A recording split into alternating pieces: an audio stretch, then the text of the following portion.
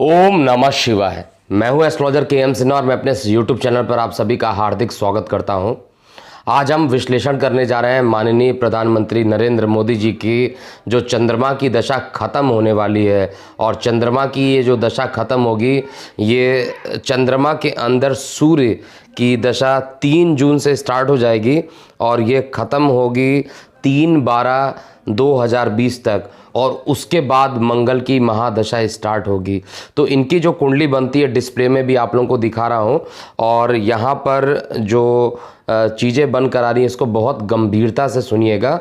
और ये टाइम जो रहेगा माननीय प्रधानमंत्री जी के लिए एक अच्छा टाइम निश्चित रूप से भी रहेगा। मैंने पहले भी बताया था कि 18 मार्च के बाद मोदी जी का जो अच्छा टाइम है वो शुरू होगा और बुरा वक्त जो है वो ख़त्म होगा। और इसके बाद देखिए लगातार चुनौतियों का सामना तो करना पड़ा, लेकिन विश्व विजेता ये बनकर आ चुके हैं।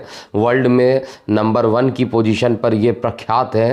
तो इनका अच्छा टाइम है। कुछ लोग तो इसको ऐसे सोचते हैं कि जब से आपने बताया 18 मार्च से तब से प्रॉब्लम बढ़ रही है और इनके लिए चुनौतियों का सामना करना पड़ रहा है।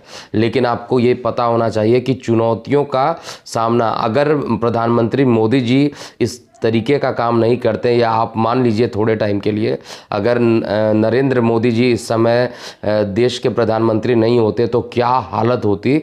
तो ये मोदी जी का ही चमत्कार है जो कि कोरोना से देश में अभी तक हम अपने आप को इतना बचा चुके हैं। नहीं तो ये 24-25 हज़ार का जो आंकड़ा टच किया है ये 8 साढ़े 8 लाख का होता और फिर इसके बाद क्या होता, भारत को फिर कोई संभाल नहीं पाता। लेकिन ये माननीय प्रधानमंत्री मोदी जी का जो कदम रहा है ये सराहनीय कदम है, जिसके कारण लॉकडाउन सही टाइम पे किया गया।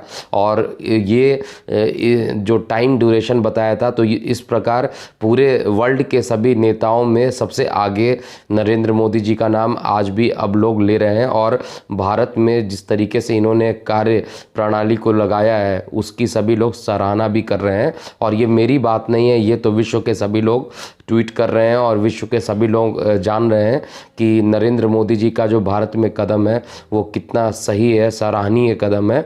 तो इनका अच्छा टाइम था और ये अच्छा टाइम अभी भी कंटिन्यू रहेगा या नहीं रहेगा इसको हम समझते हैं।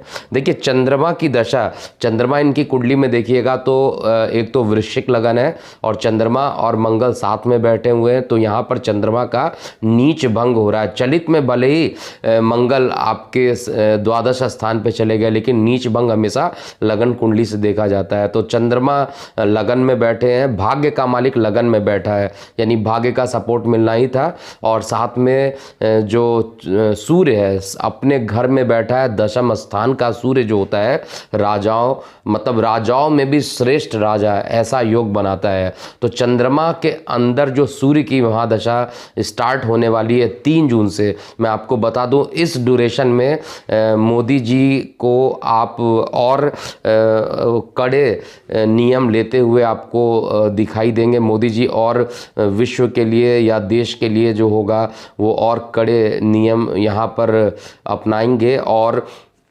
दोनों ही तरीके से कहा जाए, एक सॉफ्ट मोड और एक हार्ड मोड, दोनों ही तरीके से ये देश को बचा ले जाएंगे। और 3 दिसंबर के बाद जैसे ही मंगल की महादशा स्टार्ट होगी, मंगल की महादशा इनके लिए सर्वश्रेष्ठ होगी। इस महादशा में इनको विदेश में या विश्व में प्रख्याति पुनः प्राप्त होगी। और इनके जो मंगल की दशा है पूरे 7 साल की 2027 तक रहेगी। तो 2024 का जो चुनाव होगा इसमें भी मोदी जी ही जीतेंगे, इसमें कहीं पर भी कोई डाउट नहीं है।